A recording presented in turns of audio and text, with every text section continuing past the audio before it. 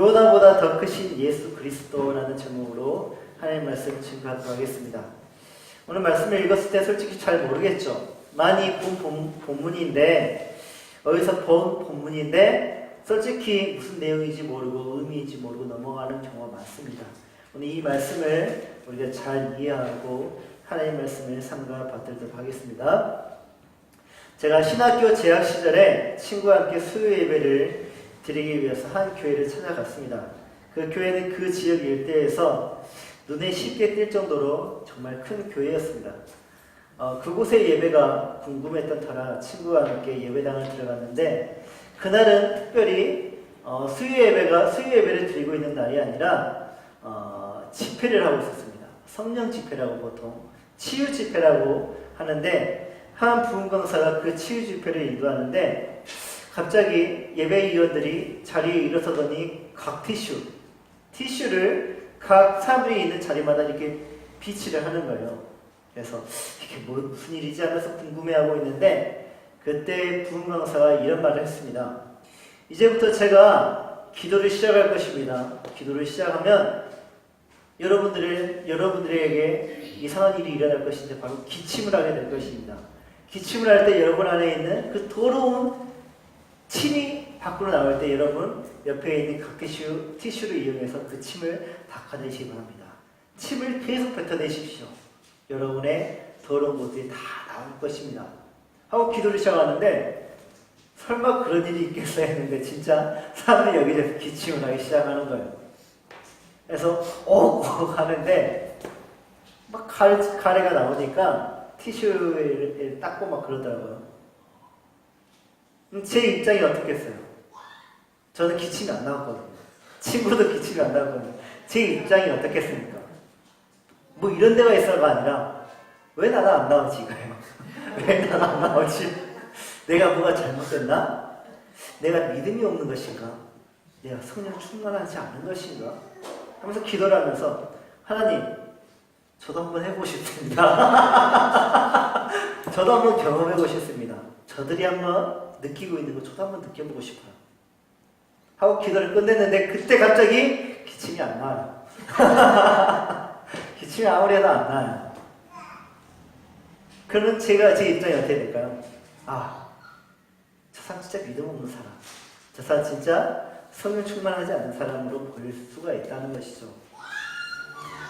어떻겠습니까? 저는 그 자리에서 견딜 수가 없었어요. 왜냐하면 내가 거기서 소외된 것 때문이 아니라 도저히 이 상황을 이해할 수가 없는 거예요. 성령이 정말 우리에게 임하시고 성령이 정말 우리에게 어떤 능력을 행하신다면 뭐 같은 방식으로 행할 수도 있겠지만, 그렇지 않은 자에게는 또 다른 방식의 은혜와 강력을 주실 것인데, 저는 그 자리가 너무 불편했어요. 그래서 어쩔 수 없이 친구와 함께 그 자리에 나왔습니다. 여러분도 저와 같은 경험을 한번 경험해 본 적 있을 거예요.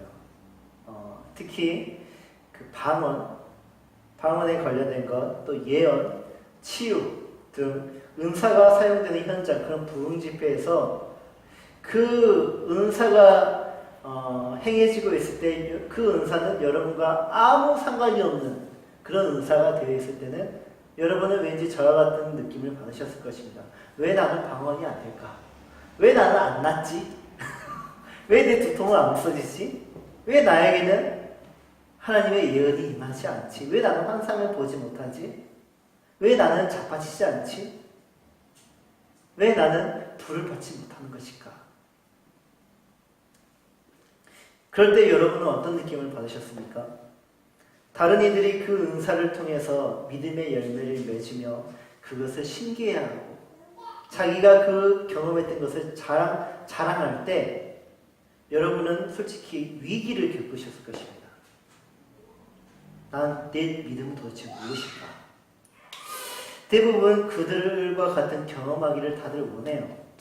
왜 원하냐면 자신의 믿음이 그 일을 통하여서 확증되기를 원하고 확신하기를 원하기 때문이에요. 그것이 확실하기 때문이에요.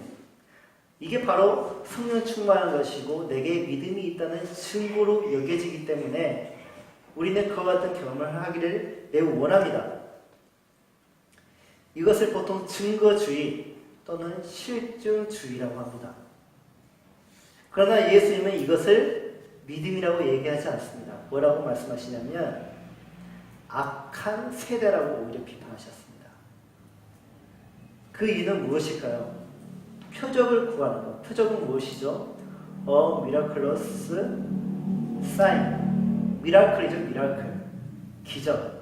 기적을 요구하는 그 자체가 솔직히 믿음 없는 것을 반영하기 때문이에요. 나는 기적을 봐야만 이것을 믿겠다. 나는 표적을 봐야만 이것을 믿을 수 있겠다, 확신할 수 있겠다라는 것은 솔직히 믿음 없는 것입니다. 예수님은 왜 표적에 대해서 언급을 하셨을까? 그것은 바리새인들과 서기관들이 예수님을 시험하고자 하늘로부터 오는 표적을 예수님께 요청했기 때문입니다. 정말로 예수가 그리스도라면, 당신이 그리스도라면, 당신이 정말 하나님의 아들이라면, 당신이 정말 구약의 그 어떤 선지자들보다 뛰어난 선지자라면 그들이 보여주었던 표적들보다 더 큰 표적을 우리한테 한번 보여줘봐라. 그리하면 내가 믿겠다라는 것이죠. 그들의 말에는 어떤 뉘앙스가 있습니까? 그들의 말에는요, 예수가 절대 그것을 행하지도 보여주지도 못할 것이라는 확신이 담겨져 있습니다. 즉 예수는 가짜이고 예수는 그리스도가 아니라는 그들의 확신이 그들의 요청에 담겨져 있다는 말이에요. 그래서 예수님은 그들의 요청에 이렇게 말씀하셨습니다. 너희는 저녁에 하늘이 붉으면 내일은 날씨가 좋겠구나 하고 아침에 하늘이 붉고 흐리면 비가 오겠구나 예측한다. 너희가 하늘의 징조는 분간할 줄 알면서 시대의 표적은 분간하지 못하느냐. 그러면서 말씀을 덧붙이시는데 악하고 음란한 세대가 표적을 찾지만 요나의 표적 말고는 아무것도 받지 못할 것이다. 예수님은 당신에게 표적을 구하는 바리새인들과 서기관들을 이렇게 평가하셨습니다. 너희는 악하고 음란한 세대이다. 그리고 악하고 음란한 세대인 너희에게 보여줄 표적은 하나밖에 없다. 바로 요나의 표적. 예수님은 악하고 음란한 세대가 왜 시대를 분간할지 모르는지, 시대를 분간할지 모르는 악하고 음란한 세대에게 왜 요나의 표적이 필요한지 알려주지는 않습니다. 그러나 성경에 능통했던 바리새인들과 서기관들은 예수님이 그렇게 말씀하신 이유를 어느 정도 이해했을 것이에요. 그래서 예수님은 그들이 어떤 반응을 내실지 예측을 하시고 예상을 하시고 그래서 이렇게 말씀하십니다. 심판 때에 니느웨 사람들이 일어나 너희들을 정죄할 것이다. 이게 도대체 무슨 말인가? 한번 우리가 그 말씀을 풀어가 보도록 하겠습니다. 악하고 음란한 세대하면 여러분 누가 떠오르십니까? 악하고 음란한 세대, 그 대표성을 띠고 있는 사람들이 있습니다. 누구일까요? 네? 누구? 요즘 사람들. 바리새인들과 서기관들이 이해를 할 때 바로 소돔 사람들이에요. 소돔과 고모라 사람들이에요. 창세기 19장에 등장하는 소돔 사람들이 악하고 음란한 세대예요. 롯이 삼촌 아브라함을 떠나서 정착한 곳이 바로 소돔성이었죠. 근데 왜 거기로 갔냐면 소돔을 딱 바라봤더니 물이 넉넉해요. 물이 넉넉한 것을 딱 보니까 바로 그 소돔이 예전에 에덴 동산 같았고 에덴 동산에는 4개의 강이 발원하는 곳이었죠. 수원지였죠. 그만큼 물이 넉넉했다는 곳이 바로 에덴이었습니다. 그리고 애굽도 물이 넉넉하죠. 나일강. 그래서 농사를 지을 때 아주 항상 풍작을 하잖아요. 그러니까 소돔을 보니까 에덴 같고 애굽 같았던 곳이에요. 그래서 이 롯이 그곳이 너무나 마음에 들어서 소돔성을 갖고 거기에 정착을 했습니다. 그런데 성경은 그 소돔에 대해서 이렇게 평가를 하고 있습니다. 13장 13절 창세기 소돔 사람들은 여호와 앞에 악하면 큰 죄인이었더라. 또 18장 18절에는 소돔과 고모라에 대한 부르짖음이 크고 그 죄악이 심히 무거우니, 보기에는 문화가 번영하고 있고 인류가 번영하고 있고 또 정말 풍족하고 태평한 곳인데, 그 내면에는, 그 이면에는 죄악이 심히 컸다라는 것이죠. 이때 사용된 부르짖음은 큰 부정을 겪고 있는 사람들의 반응을 묘사한 것으로서, 예를 들어서 아벨의 피, 또는 애굽에서 억압받는 이스라엘의 백성, 그들이 하나님께 부르짖지 않았습니까? 또 학대받는 과부와 고아의 부르짖음이 바로 그 부르짖음입니다. 그리고 이사야서 5장 7절에서 부르짖음이 또 나오는데, 이 부르짖음은 정의와 의로움에 반대되는 말이에요. 이런 말씀이 있어요. 그들에게 정의를 바라셨더니 도리어 포악이요, 그들에게 공의를 바라셨더니 도리어 부르짖음이었더라. 소돔에는 이런 부르짖음이 있었다는 것이에요.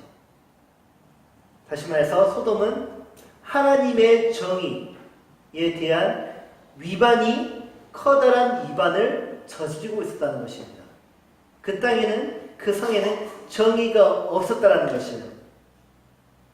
그 위반에 대한 내용, 그 정의에 대한 위반의 내용이 19장에 있는데, 소돔을 하나님께서 심판하시려고 합니다. 그래서 먼저 그 소돔성에 살고 있었던 누구죠?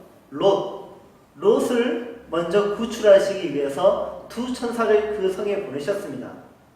성문에서 그 두 사람이 오는 것을 보고 롯이, 이 두 사람은 하나님이 보내신 천사이구나 라는 것을 단번에 알아내고 자기 집으로 영접하여서 극진히 대접하죠.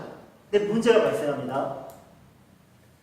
그 외부인 두 사람이 롯의 집에 들어간 것을 보고 소돔의 어린아이나 노인들이나 또 젊은 사람들이 그 집을 에워싸요.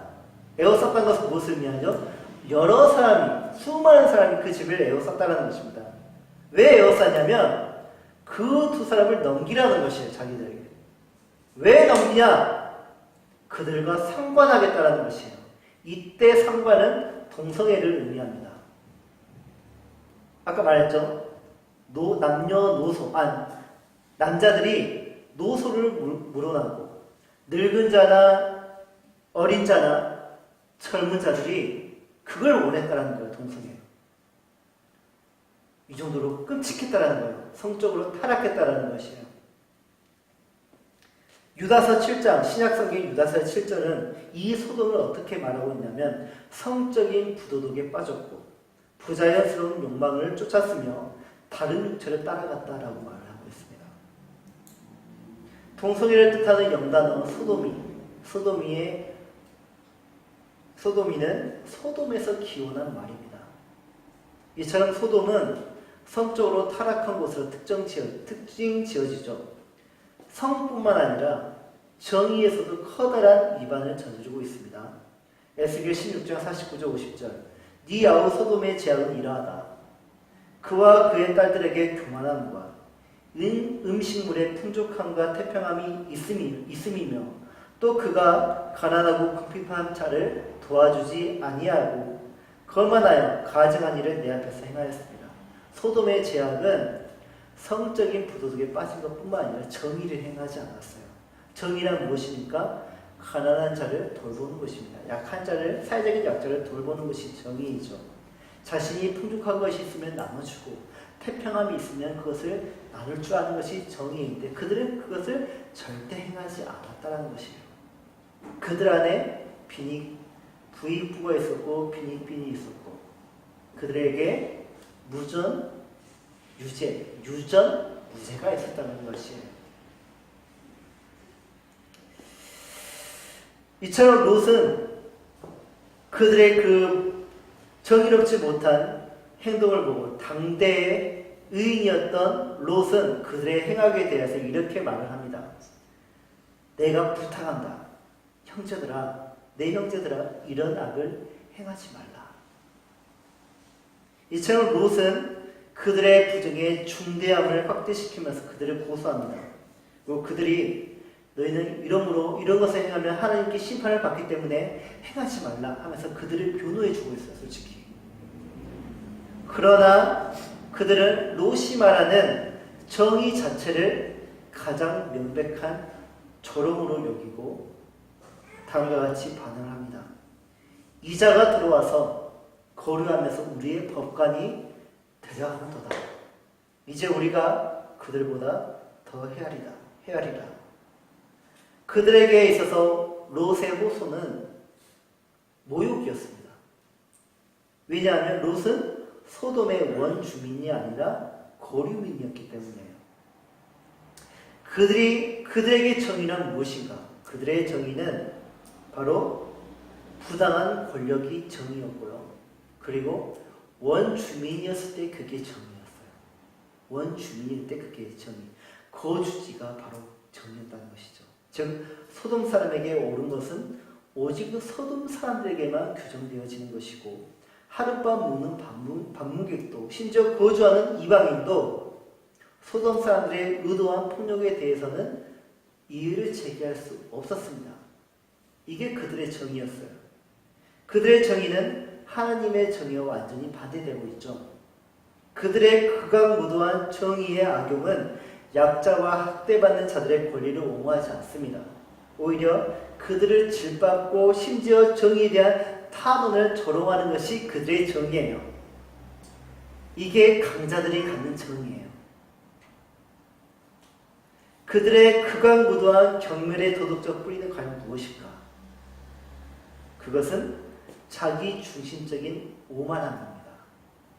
자기 중심적인 오만함이 바로 그 모든 행악의 뿌리예요.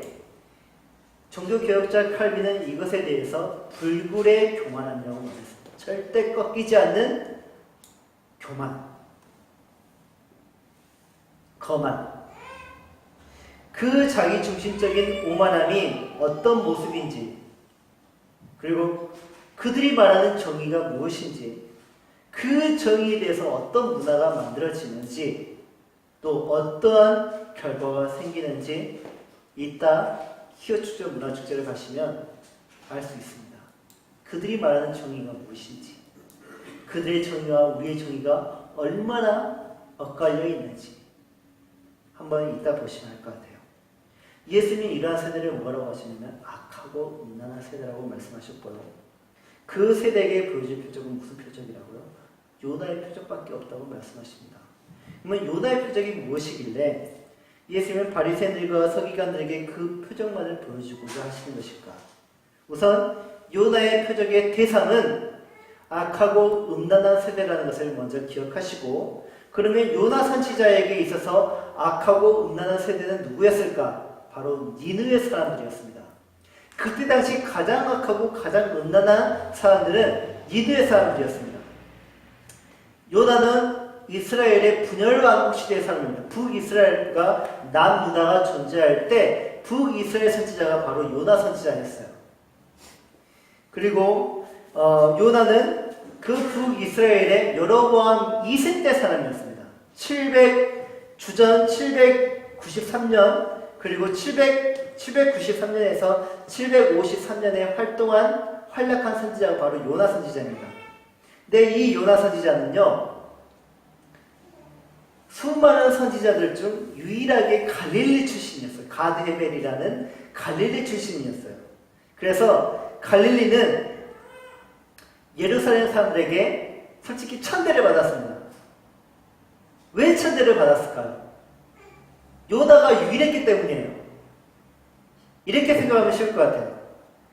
명문대생을 한 명밖에 배출하지 못한 거예요. 갈릴리는. 수많은 선지자를 배출해야 갈릴리에서도 선한 것이 날 수 있구나라고 말하는데 한 명밖에 배출하지 못했어요. 그래서 예루살렘은 갈릴리를 천대했는데, 이와 다르게 갈릴리 사람들은 이 요나 선지자를 자신들의 자존심으로 여겼어요. 왜냐하면 너무나 위대했던 선지자였기 때문에. 우리는 솔직히 요나 선지자 위대하게 안 보죠. 그냥 재미있는 선지자라고 생각하고 있어요. 그러나 요나 선지자는요, 으뜸이었습니다. 선지자들 중에. 때는 그렇습니다.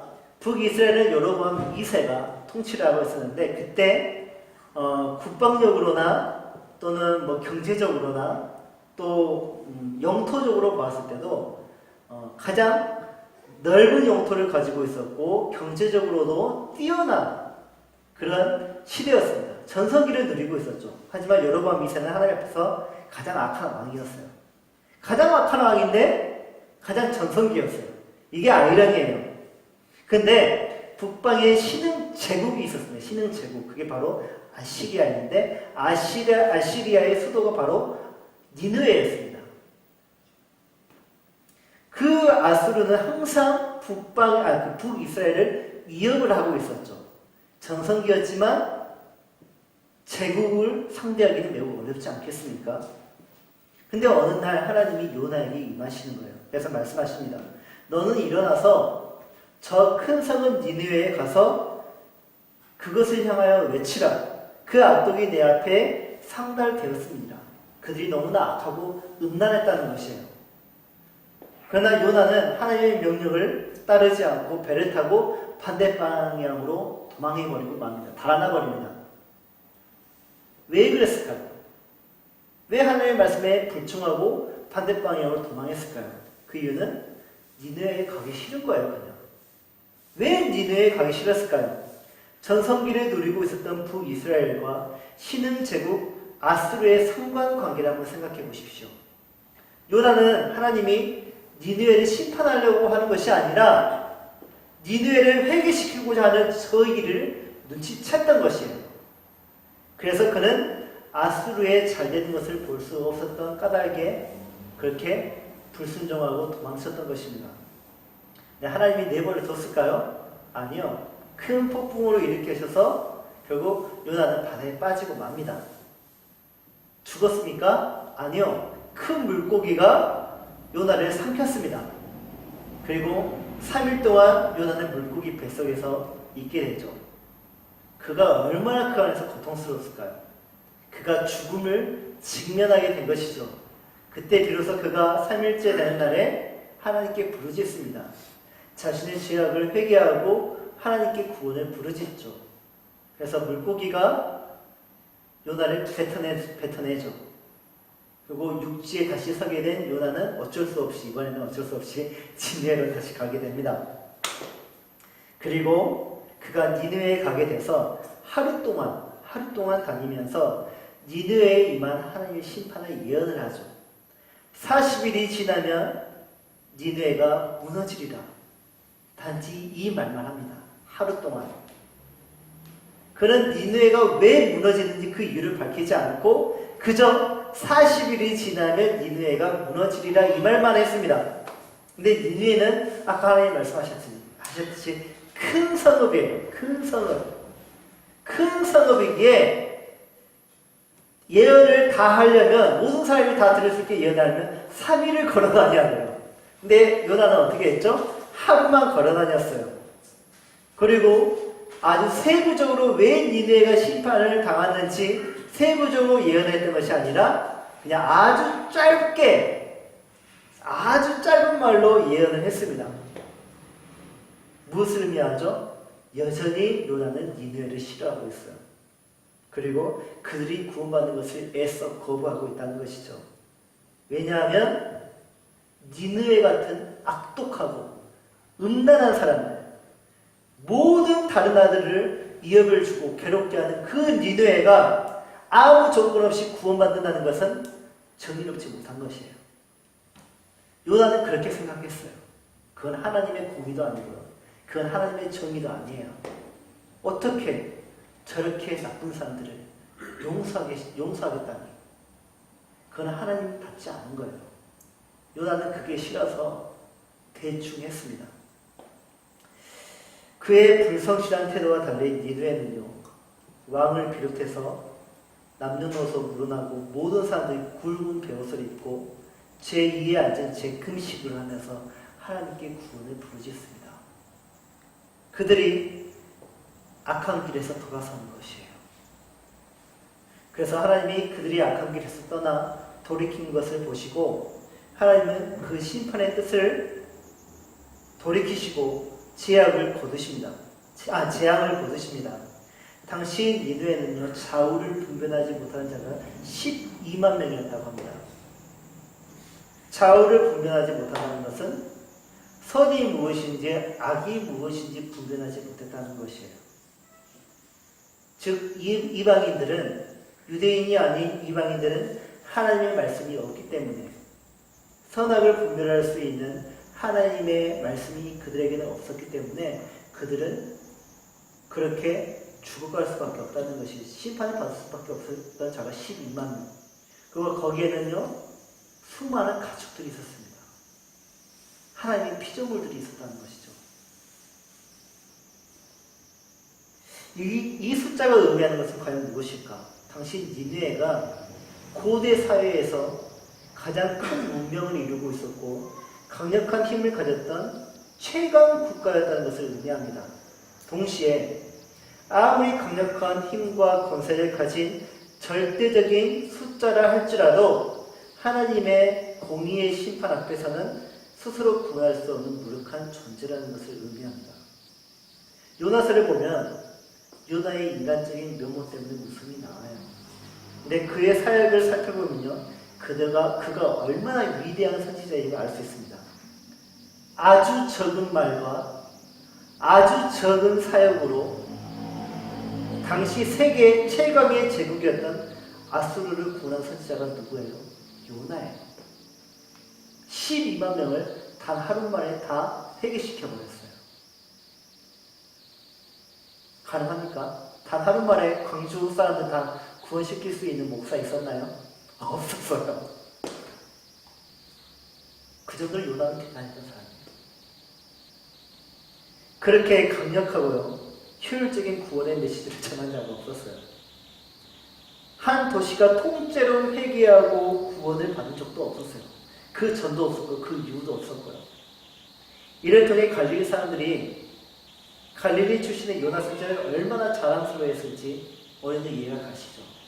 너희에게 참 예루살렘에 많은 선지자가 있었지만 그래서 요나보다 뛰어난 선지자가 있었냐라는 식이에요.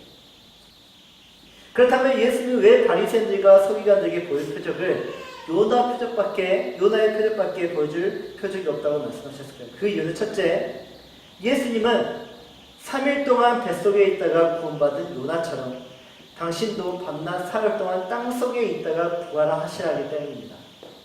두 번째, 즉 예수님은 요나의 표적을 통해 3일 만에 부활할 것을 지금 예표하고 있는 거예요. 요나가 물고기 뱃속에 3일 동안 있지 않았었냐? 나도 언젠가는 죽게 되어서 땅속에 들어가게 될 것인데 하지만 나는 3일 만에 부활하게 될 것이다. 그걸 예표하고 있고요. 두 번째, 예수님은 요나처럼 이방인에게 구원의 복음을 선포하실 것입니다.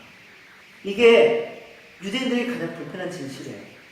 그들이 그렇게 자랑스러워했던 요나 선지자가 누구에게 구원을 베풀었어요? 이방인들에게 구원을 베풀었어요. 그 대상이, 구원의 대상이 유대인이 아니라 이방인이었다는 것이 너무나 불편한 사실이에요.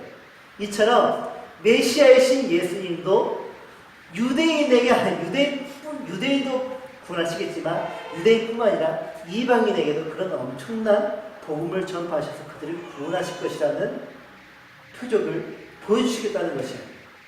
이게 바리새인들과 서기관들과 엄청 불편한 진실이에요. 그리고 예언이고 표적이고. 근데 또 불편한 것이 하나가 있습니다. 니느웨 사람들은 당시만 해도 다 구원을 받았지만 결국 니느웨는 멸망하고 말아요. 왜 그렇습니까? 그들이 다시 행악을 저질렀기 때문이에요. 요나 선지자의 구원은 그 정도까지였어요. 요나 선지자가 전한 전도는, 복음은 그 정도까지였어요. 그들이 구원을 그때는 받았지만, 심판의 구원을 받았지만 다시 그들은 멸망의 길을 가고 받았어요. 하지만 예수님의 복음은, 예수님의 구원은 달라요. 예수님의 복음은 그 사람이 완전히 죄악의 길에서 돌이키는 것을 의미합니다.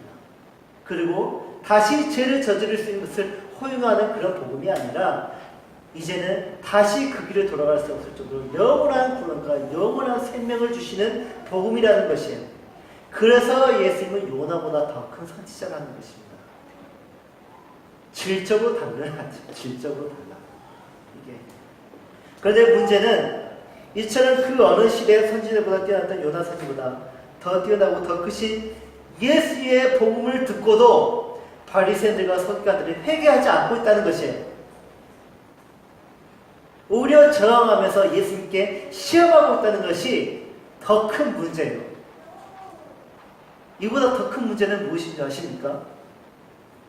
바리새인과 서기관들이 그 니느웨 사람들보다 더 음란하고 더 악하다는 것이에요. 왜 더 악하고 더 음란한지 이해하셨죠? 그들이 요나보다 더 크신 예수님의 복음을 듣고도 회개하지 않기 때문이에요.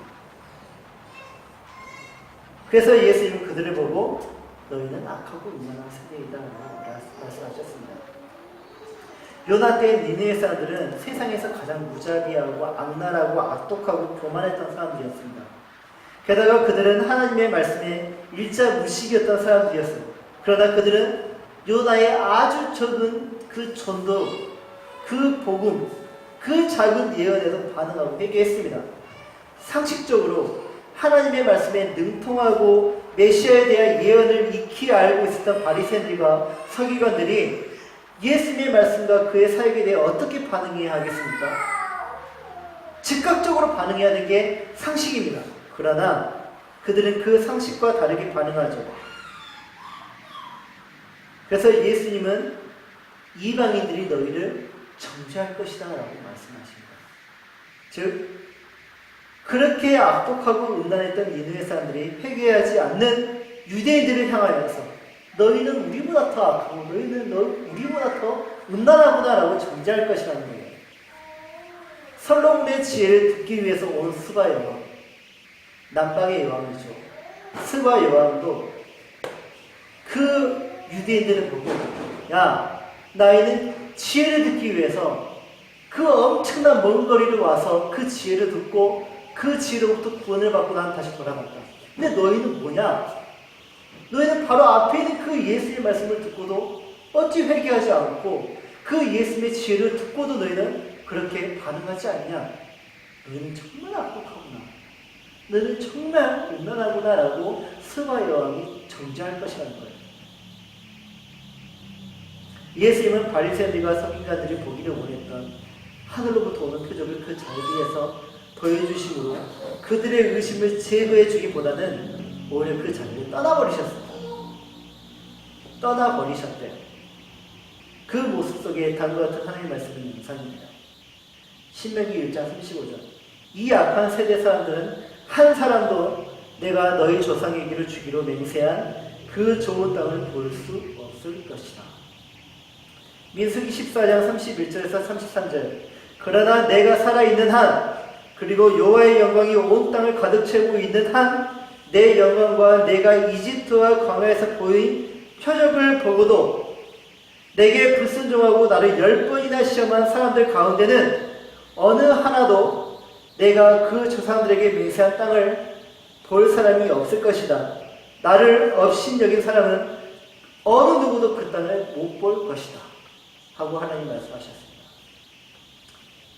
하나님 나라에 대한 지식이 있다 할지라도 하나님을 향한 종교적인 모습이 있다 할지라도 하나님의 공동체 안에 속해 있다 할지라도 하나님의 그 표적을 보고도 불순종하는 사람들은 결단 하나님 나라에 들어갈 수 없다고 하나님은 말씀하십니다. 왜냐하면 그 안에 믿음이 없기 때문입니다. 다시 말해서 하나님의 나라는 믿음으로 들어가는 것이라는 거예요.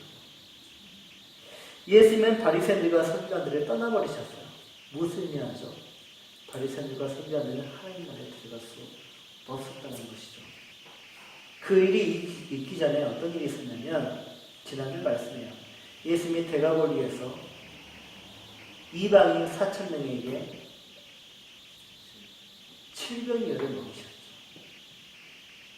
기적을 그들에게 보여주셨죠. 그랬더니 그들이 어떻게 했습니까? 그 모든 이방인들이 예수님을 그리스도로 믿고 따랐습니다. 그러나 바리새인들과 서기관들은 그것을 보고도 들었음에도 예수님을 믿기는커녕 오히려 와서 예수님을 시험합니다. 그들이 바라는 그리스도는 떡과 물고기로 배를 채워주는 요리사가 아니에요. 그들이 바라는 그리스도는 어떤 그리스도냐? 유대인은 이스라엘을 세상 모든 나라 위에 우뚝 서게 하는 제왕적 그리스도를 그들은 바랐습니다. 그들은 그 제왕적 그리스도의 표적을 보기를 원했어요. 그래서 그것을 보여주면 믿겠다는 것입니다. 그러나 그런 그리스도는 그들의 욕망 속에서만 존재할 그리스도이지 실제로 그런 그리스도는 존재하지 않습니다. 예수님은 표적을 보고도 불순종하는 그들을 불쌍히 여기시기보다는 그들을 그냥 떠나버리셨어요. 하나님을 시험한 광야의 제1세대 몇 명이었습니까? 60만 3,550명. 그 중에서 딱 두 사람, 여호수아와 갈렙만 제외하고 거기에 나머지 모든 사람들은 가나안 땅에 들어가지 못했습니다. 그리고 바리새인들과 서기관들도 같은 결과를 맞이하게 될 것입니다. 여러분의 예수 그리스도는 어떤 분이십니까? 여러분은 예수님을 잘 믿고 있습니까? 정말 믿고 계십니까? 그러면 그 질문에 대한 대답은 아멘, 예가 아니라 여러분의 삶이 그것을 대답하게 될 것입니다. 여러분이 평소에 예수님을 시험하는지 아니면 죄를 저질렀을 때 예수님께 회개하고 예수님 앞에 서서 예수님께 구원을 받는지 그 삶이 바로 그 질문에 대한 대답을 할 것입니다. 그리고 예수님이 여러분과 동행하고 있는지 아니하는지 떠나 계신지 한번 확인해 보십시오. 예수님이 내 곁에 계신지 아니면 예수님 내 곁에 없는지 어떻게 우리는 확인할 수 있을까요? 간단합니다. 예수님과 동행하는 자에게는요, 음란함과 악함은 없어요. 그리고 그 사람은요, 표적 따위를 구하지 않고 오직 믿음으로 주의 말씀에 기뻐하고 순종합니다. 그 순종하는 삶에 그 믿음으로 사는 삶에 세상에서 가질 수 있는 안정과 또 부와 건강과 만족이 없다 할지라도 주님과 동행하는 사람은 그 부족함으로 인해 결코 무너지지 않습니다. 왜냐하면 오직 의인은 믿음으로 말미암아 살기 때문입니다. 롯은요, 소돔에서 나올 때 자신의 돈을 가지고 나오지 않았어요. 오직 믿음을 가지고 소돔이 하나님께 심판을 받을 것이라는 그 믿음만을 가지고 나왔습니다. 그러나 그의 아내는 어떻게 했죠? 뒤돌아보았죠. 왜냐하면 그녀는 믿음으로 사는 자가 아니라 소돔에 있었던 풍족한 곳으로 살았기 때문이죠. 결국 그녀는 소금 기둥이 되고 말았습니다. 여러분은 무엇으로 사는 사람입니까? 믿음으로 사는 자입니까? 아니면 물질로 사는 자입니까? 주님과 동행하는 사람은요, 오직 믿음으로 살기 때문에 물질로 살지 않습니다. 이 시대는 매우 악하고 음란합니다. 잘 아시죠? 얼마나 악하고 음란한지. 설교 준비하기 위해서 인터넷에서 자료를 검색할 수밖에 없어요. 근데 얼마나 방해하는 것들이 많은지 몰라요. 저를 유혹하는 것들이 많은지 몰라요. 그냥 검색 하나만 했을 뿐인데 얼마나 많은 것들이 저를 유혹하는지 모릅니다. 미치겠어요, 솔직히. 어떻게 해야 될까요? 간단합니다. 오직 믿음으로 살아야 됩니다. 믿음으로 사는 자는요, 반드시 위로를 받을 것이고요, 하늘의 영광을 얻기 때문에 우리는 믿음으로 살아야 됩니다. 이 세상에서 성공할 수 있는 비결은 더 악하고 더 음란할 때 우리는 성공할 수 있어요. 진짜 이 시대는요, 더 악하고 더 음란할 때 성공할 수 있어요. 착하게 살면 망해요. 순결하게 살면 피해를 입게 되어 있어요. 그렇다니 우리가 하나님의 나라를 포기할 수 없어요. 이 세상의 삶은 잠시입니다. 그러나 그 이후의 삶은 영원하기 때문에 그 영원한 삶을 위해 우리는 이 세상의 그 잠시 나그네의 삶을 불편하게 살 수 있습니다. 얼마든지 포기하고 불편하게 살 수 있어요. 잠시니까. 그러므로 여러분, 이 악하고 음란한 시대에서 살지만, 세상 위에서 살지만 비둘기같이 순결하게 사십시오. 그리고 지혜롭게 사시기 바랍니다. 그 지혜는 오직 예수에게만 얻을 수 있으니 그분을 결코 떠나지 마시고 오직 예수님께 지혜를 구하시고 그분의 말씀에 순종하십시오. 그게 바로 지혜로운 삶입니다. 순종하는 자는요, 악하고 음란한 이 시대 속에서도 얼마든지 지혜롭게 살 수 있습니다. 순종하시면서 이 시대, 당대의 지혜로운 그리스도인이 되시길 바랍니다. 아멘. 다 같이 하나님의 말씀에 의지하여서 찬송하고 기도하도록